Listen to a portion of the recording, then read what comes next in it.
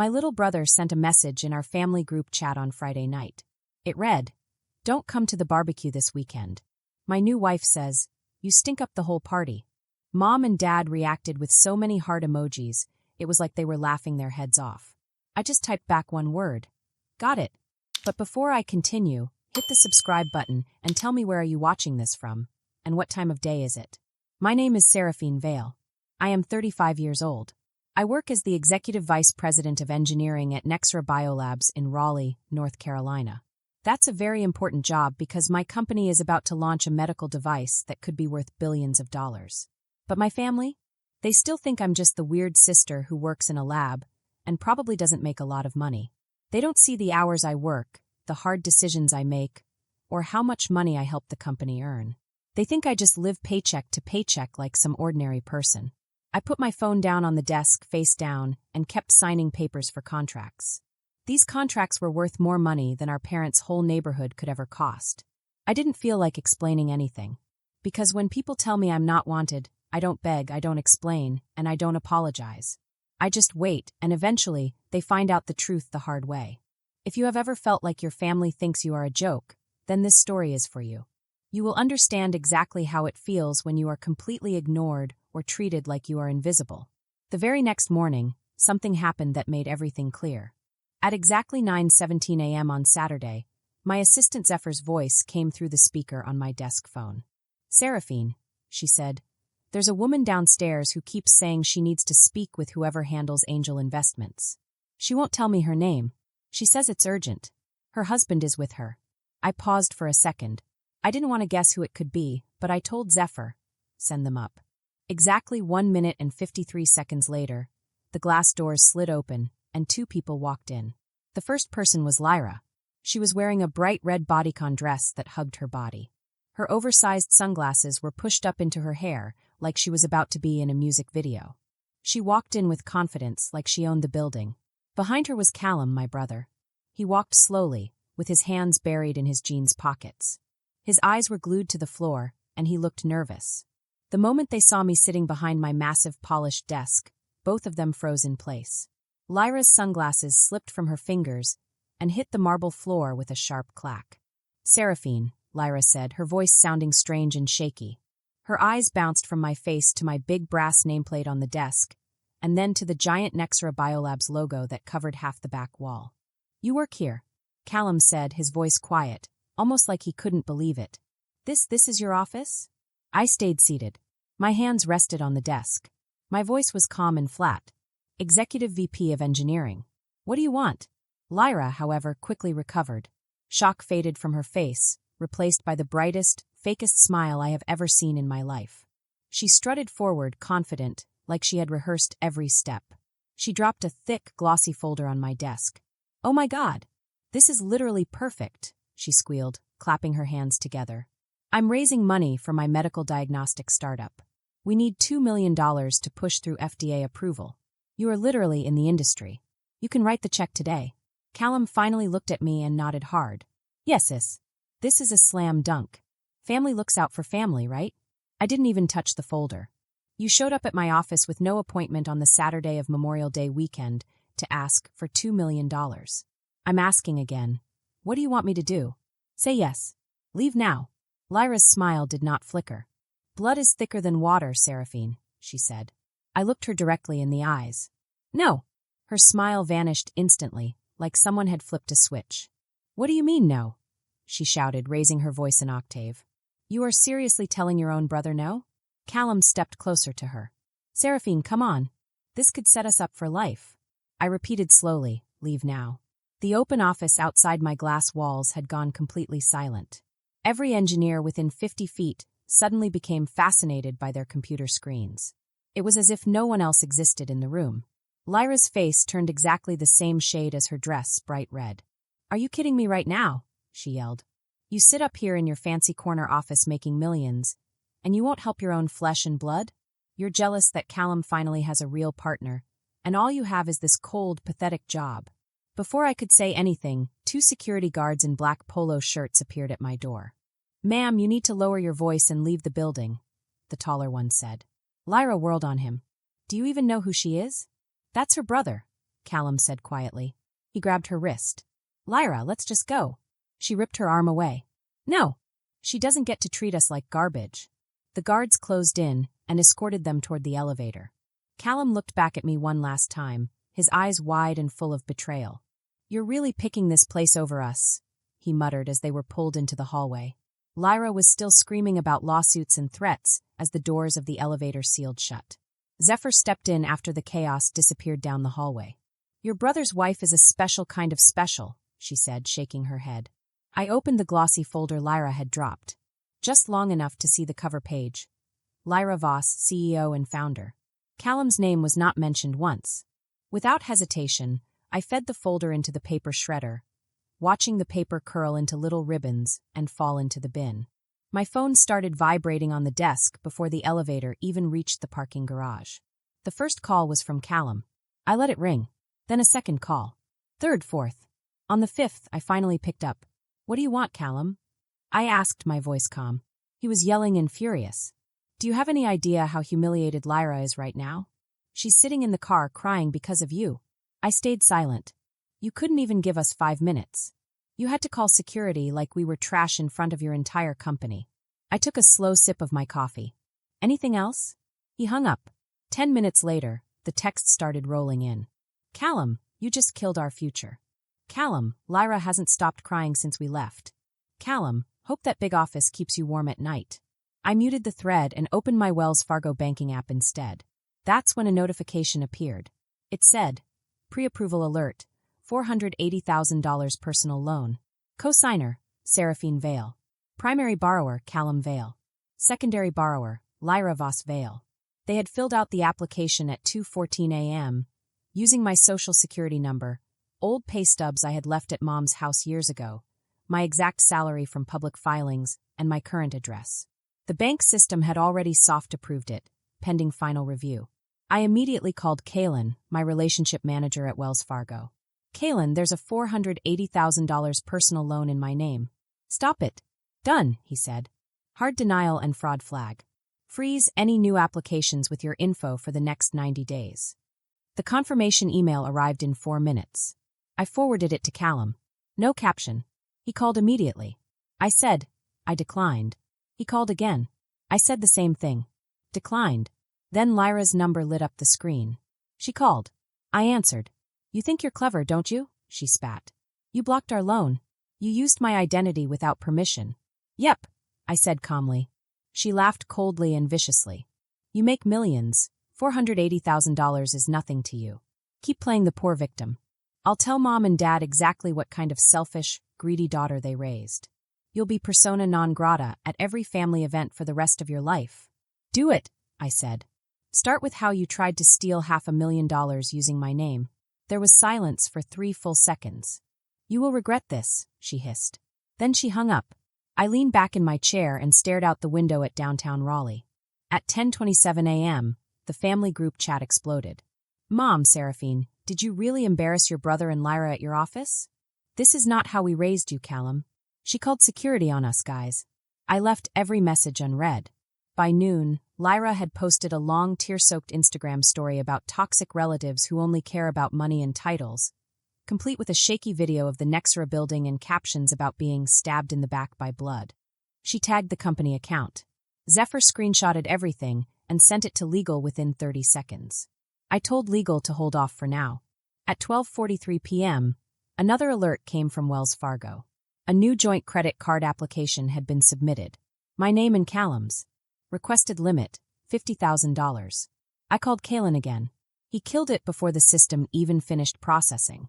I spent the next hour pulling full credit reports from Equifax, Experian, and TransUnion.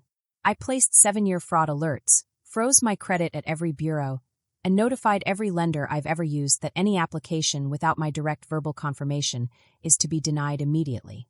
By the time I finished, I leaned back in my chair and stared at the ceiling. It was crystal clear. They weren't going to stop. That evening, a thick brown envelope appeared on my doorstep. No return address, no courier label, just my name typed in plain font. I carried it inside, dropped it on the kitchen island, and sliced it open with a steak knife. 42 pages slid out, bound by a single black clip. The cover page read, Private Investigation Report. Subject, Lyra Voss. Prepared for an anonymous client. Date, May 24th. Dad's handwriting jumped out at me on the first note. I pulled it free from the envelope. It was written on the back of an old power bill in shaky blue ink. I've been suspicious for a long time, but didn't know how to bring it up. If you can handle this, please do. I'm sorry, Dad. I sat down and opened the thick stack of papers.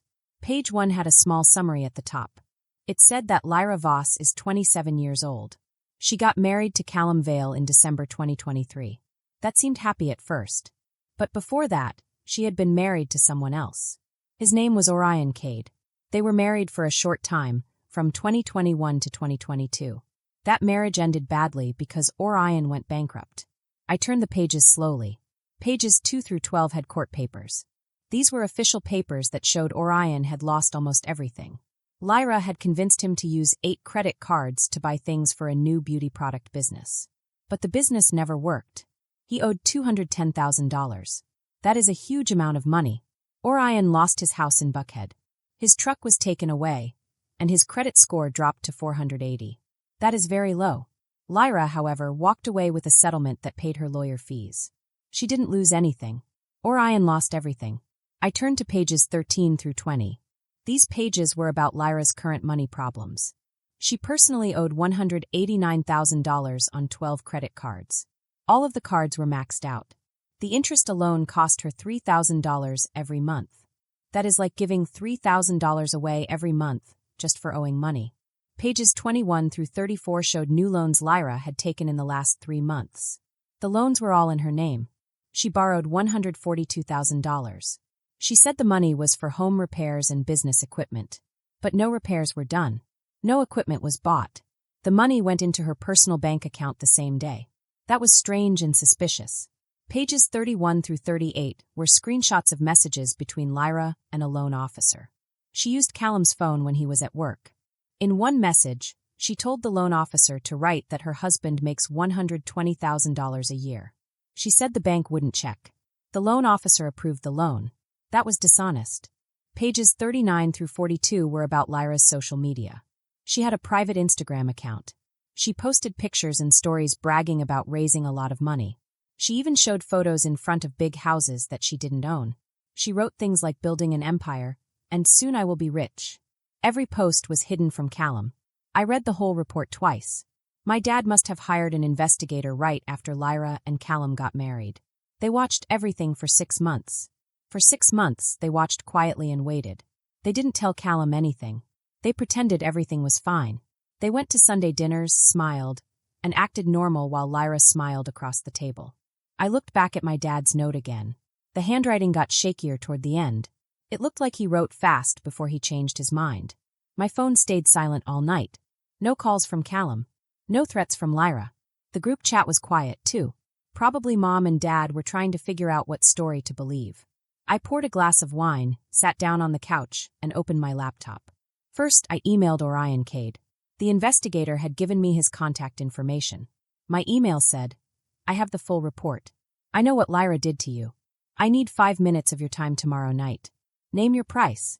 Orion replied in just 6 minutes. He said, no charge. Just tell me when and where. Next, I looked at the property records for the house Callum and Lyra lived in.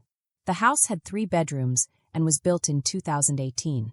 The deed still showed my name alone. I bought it 4 years ago so Callum wouldn't have to worry about rent while he figured out his career. The title never changed. The Mort Callum was only in my name.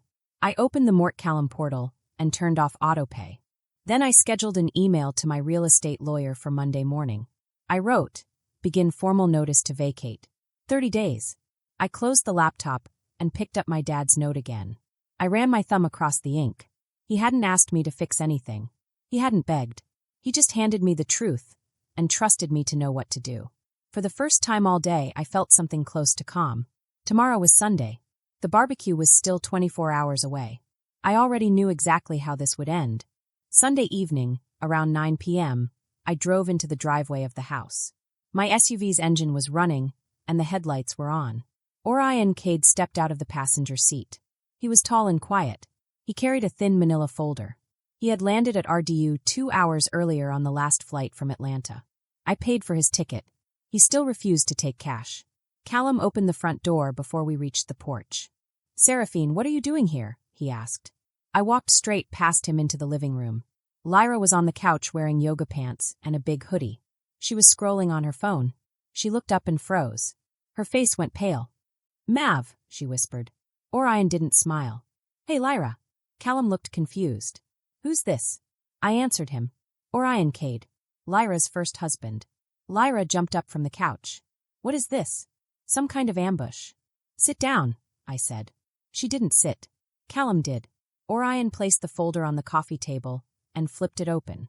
Inside were court-stamped bankruptcy papers from 2022. 8 maxed credit cards.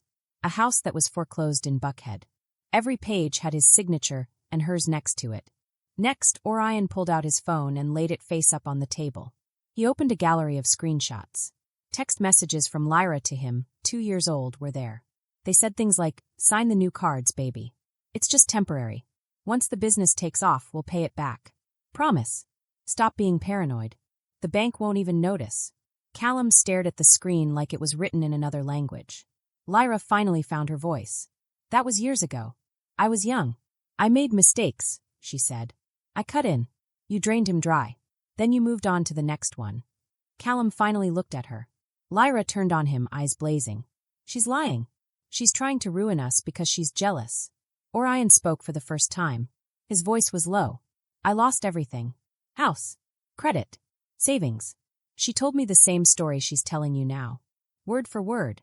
Lyra lunged for the phone, but Orion pulled it back. I reached into my bag and put a single document on top of the bankruptcy papers. The deed to the house we were all standing in. Recorded in 2021. Owner, Seraphine Vale. Mort Callum in my name only. No co-signers. Callum read the first line and went pale. I kept my voice level. "I bought this house 4 years ago, so you wouldn't have to worry about rent while you figured things out. The title never changed. Mort Callum is in my name only. Insurance, too."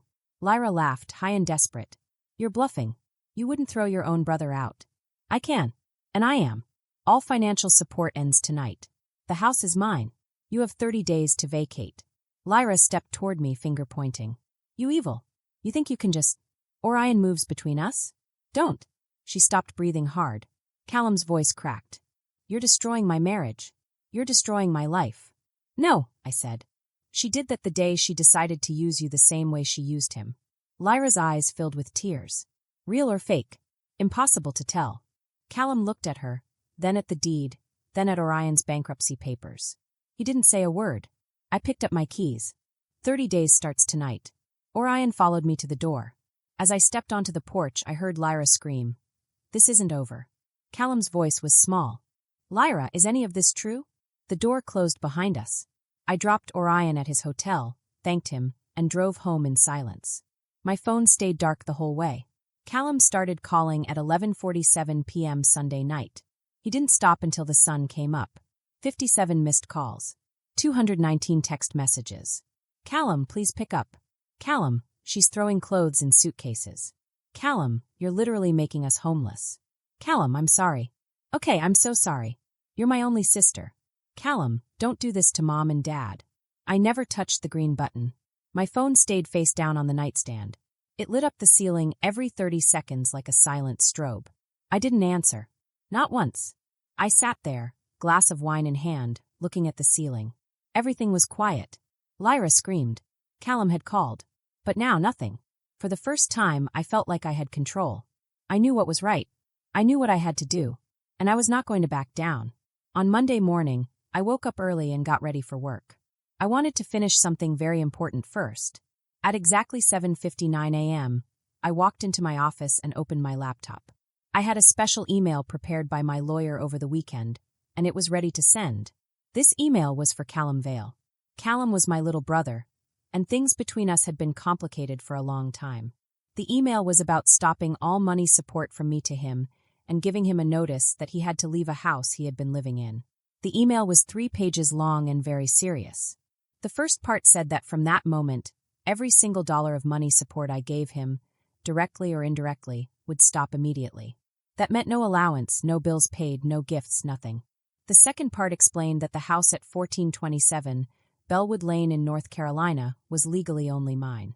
That meant he had no right to live there anymore. The third part said he had 30 days to pack up and take all his personal belongings out of the house. If he stayed after 30 days, he would be officially evicted, which is a legal way of saying he would have to leave no matter what. The fourth part warned him that if he broke anything in the house, tried to take things that belonged to me, or tried to take out loans in my name, he would get into serious trouble, both in court and possibly with the police. I clicked send at 8:14 a.m., and both Callum and Lyra, his girlfriend, read it almost immediately at 8:16 a.m. Lyra replied to my corporate email at 8:29 a.m. Her email said, "Nice try. This is the weakest bluff I have ever seen. You don't have the courage to throw your baby brother out of the house. I can't wait to see you try to explain this to our parents tomorrow at the barbecue."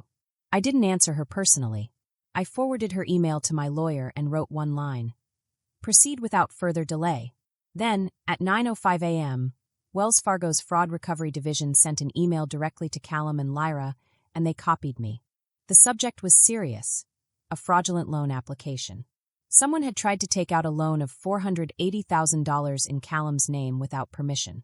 The bank demanded repayment of fees and investigation costs, totaling $11,400, within 90 days.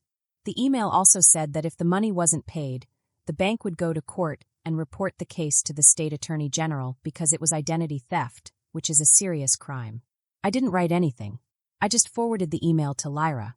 No text, no emojis, no explanation. She responded in just 9 seconds. "Lyra, you went to the bank. You're insane." Callum started calling me at 9:22 a.m., and he kept calling. I didn't pick up a single call. By noon, our family group chat on the phone had turned into complete chaos. Mom wrote, "Seraphine, what is this lawyer email?" Dad wrote, "Call me immediately." Callum wrote, "She's trying to make us homeless before the holiday." Aunt Marin wrote, "This is not Christian behavior." I muted the chat. I flipped my phone to do not disturb mode. I wasn't going to read it. I knew it would only make me angry, and I needed to stay calm. At 2:17 p.m., my lawyer confirmed that the 30-day notice had been hand-delivered by a licensed process server. Lyra had signed for it at 1:59 p.m., and when she signed, she showed her middle finger to the camera. That told me exactly how she felt. At 4:11 p.m., the Mort Callum Company confirmed that auto payments from my account were permanently canceled. That meant any future payments on the house would require my manual approval. I had officially cut all financial support tied to that house. At 6:27 p.m., Lyra made a new group chat called Family Meeting. She added me, Callum, Mom, Dad, 2 uncles, and 3 cousins. Her message said, "Everyone needs to see what Seraphine is doing to her own family," and she attached both the lawyer's letter and the bank's email. Mom immediately responded, "This has gone way too far." Dad said, "We are talking tomorrow whether you like it or not." Callum wrote, "She's killing us." I left the chat without a word. I didn't even look back at it. I didn't want to read all the drama and lies. Then, at 8:52 p.m., the lobby concierge buzzed me. "Ma'am, a Mr. Callum Vale is downstairs. He says it's life or death." I told them to tell him I was not available. Later, security footage showed Callum pacing in the lobby for 23 minutes. He had his hands in his hair and looked completely desperate before finally walking out into the rain. By midnight, my phone showed 289 new messages and 71 missed calls. I didn't open a single one. I didn't even want to see them. The next day was Memorial Day. The barbecue at our family house was still scheduled for 2 p.m., and I already knew exactly what I would do there. At 1:58 p.m., I pulled into my mom and dad's driveway one last time. The backyard already smelled of charcoal and ribs. Country music played over the fence. Neighbors, cousins, aunts, uncles, and everyone else were laughing, holding red cups, and enjoying themselves. Lyra stood next to Dad at the grill, wearing a white sundress and a cowboy hat. She flipped burgers like she had been born to do it. Mom spotted me first. Her smile faltered for just a moment. Then she forced it wider and waved. I walked straight through the gate, across the grass, and stopped at the long picnic table. Nobody noticed the thick manila folder in my hand until I set it down with a heavy thud between the potato salad and baked beans. The backyard fell silent. Everyone stopped talking. I opened the folder and carefully laid out the documents in a neat row. First, the original deed to the house, the Carey house, was in my name only, recorded in 2021. Second, the 30-day notice to vacate, signed by Lyra yesterday. Third, the Mort Callum statement showing a missed payment and the acceleration clause, which meant the bank could take the house. Fourth, Wells Fargo's pre-foreclosure notice from that morning. Fifth, Orion Cade's 2022 bankruptcy discharge, stamped with Lyra's signature alongside Callum's. Callum dropped his plate. The food splattered across the patio. Mom's hand flew to her mouth. Dad froze midair with the tongs in his hand. Lyra laughed, but it was nervous and loud. "What is this? Some kind of joke?" Callum stumbled forward and fell to his knees in front of me. His voice was breaking. "Seraphine, please. I'll fix it. I'll leave her. I'll do anything. Don't do this in front of everyone." I looked down at him. "You had 30 days. You chose to spend them lying." Lyra stepped closer, her cheeks red under the hat. "You're doing this on a holiday. You're sick." Mom finally found her voice. "Seraphine, honey, we can talk inside." "No," I said. "Everyone deserves to see exactly who they've been defending." Dad stared at the bankruptcy papers like they were written in blood. "Lyra, is this true?" She rolled her eyes. "That was years ago. People change." Callum was crying now, hands clutching my jeans. "I didn't know. I swear. I didn't know the full story. I love her. Please, Seraphine." I stepped back. His fingers slipped off my pants. Lyra kept going. "You're just jealous because nobody wants you. You're alone with your money and your big job, and you hate that." "We're happy." Aunts gasped. Someone turned off the music. I looked at my mom, then my dad, and then at every face that had defended Lyra for the last 6 months. 30 days, I said. After that, the bank takes the house. The loans in Callum's name are his problem now. I'm done paying for lies. Callum sobbed louder. "You're my sister. You stopped being my brother the day you let her use my name to steal." Lyra lunged forward as if to grab the papers, but Dad caught her wrist without thinking. Mom's eyes filled with tears. "Seraphine, please don't leave like this." I closed the empty folder. "Today was just the goodbye you forced me to deliver in person." I turned and walked back through the yard. Nobody moved. Nobody called after me. The only sound was Callum crying into the grass and the sizzle of meat burning on the grill. 3 months later, the foreclosure was final. The NK padlock gleamed on the front door. The foreclosure sale happened on a Tuesday morning. I didn't attend. The trustee emailed me the final paperwork at 11:07 a.m. The property reverted to the lender. Any deficiency balance was waived because I never signed as a borrower. It was a clean break. Lyra got hit with 3 separate civil lawsuits the same week. Wells Fargo for the fraudulent loan fees and 2 credit card companies for balances she ran up in Callum's name after I cut the cord. The total judgments were $163,000. Her wages, if she ever found a job, were already garnished for the next 15 years. Callum's credit score crashed to 510. The auto repair shop he worked at ran a routine background check after 6 months of employment and fired him the next day. No one in the area would hire a mechanic with that kind of red flag. Mom and Dad sold their little Durham house in August. They accepted an offer of $10,000 under asking, just to close fast. The proceeds went straight to paying off the newest loans Lyra had convinced Callum to take out before I cut the cord. They moved into a small 2-bedroom apartment off Guest Road. Mom still leaves the porch light on every night, just in case. I blocked every number that had ever belonged to them, changed my personal cell phone, changed my work direct line, and had my assistant screen every unknown call at the office. Even my mailing address is now a private P.O. box under the company name. I never heard from Callum again after the barbecue. Lyra tried once from a burner phone 2 weeks after the sale. The message was 4 minutes of screaming and crying. I deleted it without listening to the end. Sometimes late at night, I pull up the county property records and look at the Carey house. Status: bank-owned. Photos from the listing show the rooms stripped bare. The walls Callum painted last year already patched and repainted a neutral beige. Dad sent 1 letter through my attorney in September. Handwritten 3 pages. He apologized for not speaking up sooner. He said Mom cries every time she drives past the old neighborhood. He said Callum sleeps on their couch some nights and hasn't spoken to Lyra in weeks. He asked if we could ever sit down as a family again. My attorney mailed back the reply I dictated. No. That was the last contact. People keep asking if I feel guilty, if I miss my little brother, if blood really isn't thicker than water. The truth is simpler. Sometimes protecting the family means knowing exactly when to cut the poison out. No matter how loud it screams. No matter how much it bleeds. I sleep fine now. The end.